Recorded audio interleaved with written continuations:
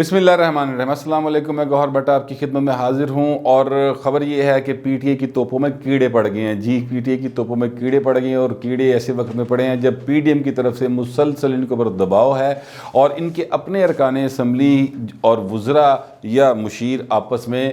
لڑتے ہوئے اب ان کی لڑائیاں پبلک ہونا شروع ہو گئی ہیں۔ واقعہ یہ ہے کہ آج اجلاس تھا پی ٹی اے کی پارلیمانی پارٹی کا، اور اس میں ظاہر ہے کہ عمران خان صاحب جو وزیر اعظم ہے پاکستان کے، وہ بھی موجود تھے۔ اور اس اجلاس کے اندر ہوا یہ کہ جب اجلاس ختم ہوا تو اس کے بعد شہباز گل اور شبلی فراز کے درمیان منہ ماری ہو گئی باقاعدہ، اور یہ ظاہر ریکارڈ کر لی لوگوں نے، وہاں پہ رپورٹر کھڑے ہوتے ہیں، اور جب سے موبائل آیا تو اس وقت سے تو کوئی چیز چھپتی نہیں ہے۔ تو وہ واقعہ یہ ہے کہ انہوں نے کہا جی کہ شبلی فراز نے اسے کہا کہ آپ کدھر جا رہے ہیں؟ انہوں نے کہا جی میں صحافیوں کو بتانے جا رہا ہوں کیا ہوا۔ انہوں نے کہا نہیں، آپ نہیں بتائیں گے، یہ میں بتاؤں گا، یہ آپ کا کام نہیں ہے۔ تو شہباز گل تھوڑا سا اس نے کوشش کی آرگومنٹ کرنے کی، لیکن اس دوران رپورٹرز آ گئے، تو اس کے بعد شہباز گل وہاں سے چلے گئے۔ لیکن شہباز گل بہت ناراض ہو کر گئے، اور شبلی فراز پھر باہر، شبلی فراز نے بریفنگ دی۔ شہباز گل جو ہیں یہ امریکہ سے امپورٹ کیے ہیں عمران خان صاحب نے، اور کہتے ہیں کہ نعیم الحق صاحب جو کہ اللہ تعالیٰ کو پیارے ہو چکے ہیں، وہ خان صاحب کے بڑے ہی قریبی تھے، اور ہر قسم کا راز انہوں نے سینے ہی سی، اور وہ سینے ظاہر ہے کہ دنیا سے چلے گئے تو راز ان کے ساتھ ہی دفن ہو گئے۔ لیکن وہ نعیم الحق صاحب جو ہیں وہ جاتے جاتے اپنا متبادل جو دیکھ گئے ہیں وہ یہ دیکھ گئے ہیں شہباز گل۔ اب آپ اس سے اندازہ لگا لیں کہ وہ کیا متبادل دیکھ گئے ہیں، اور وہ خود کیا شخصیت تھے۔ اب چونکہ وہ دنیا سے جا چکے ہیں لہٰذا ان کے بارے میں کوئی بات نہیں کی جانی چاہیے، لیکن شہباز گل صاحب جو ہیں ان کو دے دیا انہوں نے۔ یہ پہلے پنجاب میں تھے، اور انہوں نے اتنا تنگ کیا پنجاب حکومت کو، سیکرٹریز اتنے تنگ تھے، وزراء سارے اتنے تنگ تھے، اور اخیر وزیر اعلیٰ پنجاب جو بہت کم گو آدمی ہیں اور بولتے نہیں ہیں، بلکہ ان کو کہا جاتا ہے مٹی کا مادو، کہ وہ گل ہی کوئی نہیں کرتا، تو وہ اتنے تنگ آئے کہ انہوں نے جا کے اسپیشلی خان صاحب سے ٹائم لیا، اور جا کے انہوں نے یہ کہا کہ خان جی یا اینو رہ لو یا مینو رہ لو، مطلب میں تنگ آ گیا۔ تو یار اس قسم کا کریکٹر، اور اس کو اب فیڈرل گورنمنٹ میں موجود ہے، وہ ترجمان بنے ہوئے ہیں وزیر اعظم کے۔ اس سے پہلے شہباز گل صاحب کی ایک اور لڑائی ہو چکی ہے، اور وہ سر عام ٹویٹر کے اوپر ہوئی تھی۔ انہوں نے تنقید کا نشانہ بنایا تھا ندیم افضل چند کو، اور ندیم افضل چند نے بڑے سلجھے ہوئے انداز میں ان کو ٹویٹر پر جواب دیا۔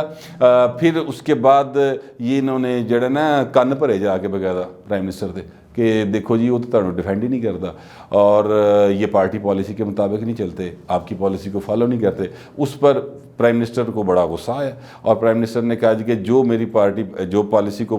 پسند نہیں کرتا، اختلاف رکھتا ہے، وہ استعفیٰ دے جائے۔ ندیم افضل چند ایک شریف آدمی ہے، عزت دار آدمی ہے، اس نے سوچا کہ یار استعفیٰ دے تو کار جو، وہ استعفیٰ دے گھر چلے گئے۔ لیکن شہباز گل وہیں پہ موجود ہے۔ اچھا یار کمال کریکٹر، ویسے میں کہتا ہوں آفرین ہے اس کی چوائس کے اوپر بھی، اور اس کی ہٹ درمی کے اوپر بھی، جو مرضی کیا لے۔ یہ پنجاب میں ہوتے تھے تو یہاں پر انہوں نے کہنا جی ہم نے ٹاک کرنی، رپورٹروں نے کہنا اسی نہیں دینا ٹاک کرنی، نہیں میں ٹاک کرنی، کھڑے رہتے تھے۔ پھر اس کے بعد جو سرکاری محکمہ ہیں یعنی ڈی جی پی آر وغیرہ، وہاں سے فون آنے شروع ہو جانے رپورٹرز کو، دفاتر میں فون جانے کہ یار اللہ دا واسطہ گل کر لو، زبردستی ٹاک کرتے تھے۔ یہ اس قسم کے کریکٹر ہیں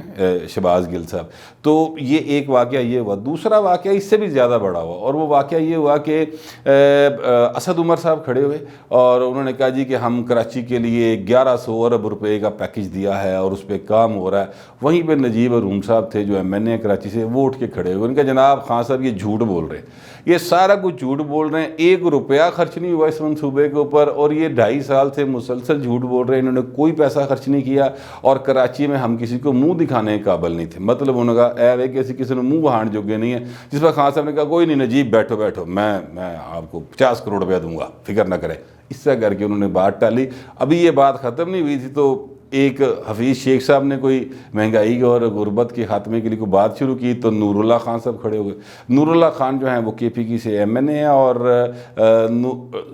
نور عالم خان صاحب کھڑے ہو گئے، اور نور عالم خان صاحب جو ہیں انہوں نے کہا کہ جناب یہ سب جھوٹ بول رہے ہیں، یہ حفیظ شیخ صاحب بڑے جھوٹے آدمی ہیں، یہ 2008 میں بھی ایسے ہی کرتے تھے، اور انہوں نے اسی طرح کی باتیں کی، اور جس کا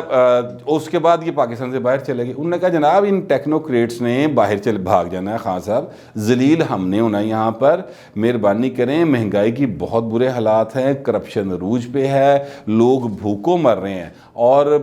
شہر میں ہر چیز مہنگی ہے۔ تو یہ پتہ نہیں کون سی باتیں کہہ رہے ہیں خان صاحب، آپ مہربانی کریں ٹیکنوکریٹ سے تو جان چھڑائیں۔ یہ ساری صورتحال جب بنی وہاں پر تو خان صاحب کے لیے ظاہر ہے کہ ایک امبیرسنگ معاملات تھے کہ یار یہ کیا ہونے جا رہا ہے۔ اچھا میں آپ کو تھوڑا سا حفیظ شیخ صاحب کے بارے میں بتا دوں، یہ بڑے زبردست کریکٹر ہیں، ان کی پتہ نہیں کیا سفارش ہے، کیڑا چلا کٹے آنے، کیڑا پیر ہے نہ کولے، ساڑھی سمجھ تو باہر ہے۔ یہ انہیں مشرف کے بھی وزیر خزانہ تھے،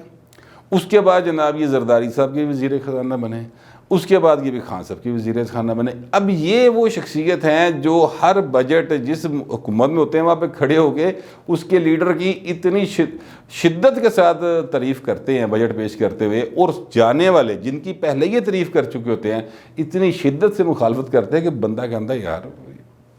بندہ پریشان ہو جاتا ہے کہ یار بھائی دے ہوں کنیاں زبانیں تے کنے منہ نے، لیکن کمال کریکٹر ہیں وہ، ان کو ملکہ حاصل ہے اس کام کے اوپر، اور یہ کام بڑی شد و مت سے کرتے ہیں۔ حفیظ شیخ صاحب کی پالیسیز پر چلتے ہوئے آصف زرداری صاحب جو بڑے ہی سمجھدار آدمی ہیں اور بڑے زیرک سیاستدان ہیں، اور ان کے بارے میں سب جگہ پہ مشہور ہے، اور اس میں حقیقت بھی ہے کہ وہ باقاعدہ ہر ایک بات کو سمجھتے ہیں، اس کی بیک گراؤنڈ کو سمجھتے ہیں۔ ان جیسے آدمی کی حکومت جب ختم ہوئی تو پیپلز پارٹی بھی اس حکومت کے ساتھ ہی پنجاب سے ختم ہو گئی تھی۔ یہ حفیظ شیخ صاحب کی پالیسیز تھیں، لیکن ان کا کمال یہ تھا کہ انہوں نے زرداری نے بھی چکما دیتا، پتہ نہیں لگن دیتا کہ جناب میں نہ کرنا کہ میں، اور یہی اب وہ خان صاحب کے ساتھ کہہ رہے ہیں کہ انہوں نے پتہ نہیں لگن دینا خان صاحب کو، حیثیت کا نہیں پتہ لگا، حالانکہ ان کے ایم این اے چیخیں مار رہے ہیں کہ یار دیکھیں خان صاحب ایسے نہ کریں، لیکن خان صاحب نے کوئی سمجھ نہیں آ رہی۔ ظاہر اقتدار کا نشہ پھر ہورانا ٹیکا بھی لگا ہوئے تو بندے کو کتنے سمجھ آتی، تو وہ خان صاحب کو کوئی سمجھ نہیں آ رہی، اور اس کے نتیجے میں یہ ہے کہ پی ٹی اے کی جو عوامی سطح پر فالوئنگ ہے وہ دن بدن بڑی تیزی کے ساتھ کم ہوتی جا رہی ہے، اور وہ ہوگی ظاہر ہے جب مہنگائی ہوگی تو کیڑا بندہ کہے گا جناب میں نے ووٹ پانا، جو جس گھر میں بے روزگاری آئے گی وہ تو اس کو ووٹ نہیں دینے لگا نا۔ تو یہ صورتحال ان کی بنی ہوئی ہے۔ اس سے پہلے بھی جو کابینہ کا اجلاس ہوا ایک روز پہلے، اس میں بھی بڑا پھڈا پڑا، وہاں پر بھی شیری مزاری صاحب بولنی، فواد چودھری صاحب بولے، F9 پارک جو ہے اس کو یہ گروی رکھ کے تو پیسے اکٹھے کرنا چاہ رہے تھے، تو وہاں پر لوگوں نے رولا پاتا، انہوں نے کہا جناب یہ کی کر دے تسی کی کر دے پے۔ پھر خان صاحب کو ایک دم سے خیال آیا کہ اوہ یار آپ یہ کیا کر رہے ہیں، یہ نہیں کرنا یہ نہیں کرنا۔ انہوں نے خان صاحب نے ایک وڈی گل کر دی اور عجیب و غریب بات کر دی، انہوں نے کہا جناب آپ صدارتی محلی وزیر اعظم ہاؤس کو کر دیں، ہاں گروی رکھ دیں۔ او خان صاحب یہ نہ گروی رکھو، مریم نواز نے ٹھیک کہا اگر گروی رکھنا ہے تو وہ 300 کنال کا گھر ہے آپ کا، ہاں جی وہی جمیمہ والا جو جمیمہ نے آپ کو دیا تھا، بابا جو بیگم سسرال سے گھر آیا تھا، چلو یہ کہتے جو آپ کو شادی کے تحفے میں ملا تھا، ملیا ویسے خیرلے دن بیاہ دے لیکن ملا تھا نا، اس گھر میں جس سسرالی گھر میں آپ رہتے ہیں تحفے میں ملے ہوئے، اس کو جناب گروی رکھ دے قوم کی خاطر۔ آپ نے ساری زندگی قوم سے پیسے لیے ہیں، اب تھوڑا سا دے بھی دے، 300 کنال کا گھر ہے، کوئی 8-10 ارب کا تو ہوگا، تو اتنے پیسے لے لیں کسی بینک سے اور کام چلا لیں حکومت کا۔ یہ کیا طریقہ کار ہے کہ پرائم منسٹر ہاؤس اور صدارتی محلہ آپ گروی رکھ دیں، یہ آپ کا نہیں ہے خان صاحب، تسی اتنے مہمان ہو،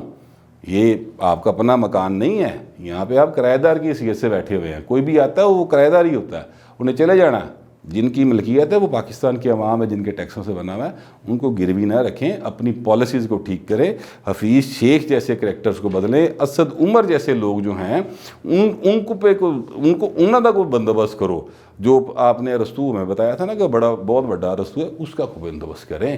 حکومت اس طرح نہیں چلے گی۔ اچھا اب میں آپ سے یہ بتاؤں کہ یہ سارے کی ساری جو چیزیں ہو رہی ہیں نا، یہ حکومتوں کے آخری دور میں ہوتی ہیں، یعنی جب اخیرلا سال ہوتا ہے نا حکومت کا، اس وقت ایم این ایز اور جو ہوتے ہیں وزراء ان کی لڑائیاں ہو رہی ہوتی ہیں اور کھینچا تانی ہو رہی ہوتی ہے، کیونکہ وہ انہوں نے حلقوں میں جانا ہوتا ہے، انہیں پتہ تھا کہ عوام ساڑھے خلاف ہے، اور پھر دوسری ایلیمنٹ یہ ہوتا ہے کہ جنہوں نے اس پارٹی میں سے اگلا الیکشن نہیں لڑنا ہوتا اور دوسری پارٹی میں جانا ہوتا ہے، وہ اپنی ایک قسم کی بنیاد بناتے ہیں پارٹی چھوڑنے کی، کہ میں تو 3 مہینے پہلے کہتا تھا جناب میں تو 6 مہینے پہلے لڑ پیا تھا، تو لیکن ابھی یہ 2.5 سال ہوئے ہیں، اور یہ اس پارٹی کا یہ حال ہے. آئینی طور پر ان کے پاس 2.5 سال اور ہیں، لیکن شاید انہیں سمجھ آ گئی ہے کہ یہ کام رک گیا ہے، تو ابھی سے لوگ بولنا شروع ہو گئے ہیں، اور انہیں یاد یہ لگ رہا ہے کہ یہ سال ان کا آخری سال ہے، اس لیے وہ شاید بنیاد بنا رہے ہیں کسی اور پارٹی میں جانے کی. یہ ایک بہرحال ہے، آنے والا وقت ثابت کرے گا کہ یہ بات درست ہے یا میرا خدشہ درست ہے یا وہ واقعی ان سے تنگ ہیں. جو بھی صورتحال ہے وہ میں نے آپ کے سامنے رکھ دی ہے، اور دیکھتے ہیں کہ اب مستقبل میں کیا ہوتا ہے. اب تک کے لیے اتنا ہی، ملتے ہیں اگلے ویلاگ میں.